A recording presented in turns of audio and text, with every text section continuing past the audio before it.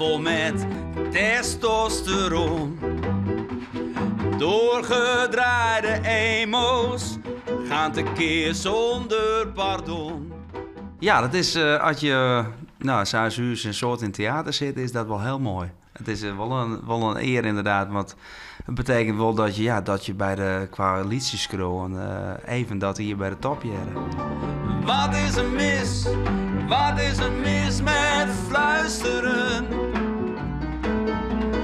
Niemand speelt het in zijn eentje klaar. Elke theaterfestivalscrewer die wil in zijn leven graag die prijs halen en stuurt in. Dus waarschijnlijk zit het echt. Hoeveel festivals zijn er op de lijst?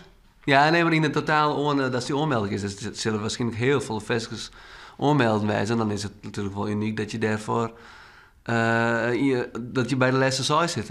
Niemand speelt het in zijn eentje klaar.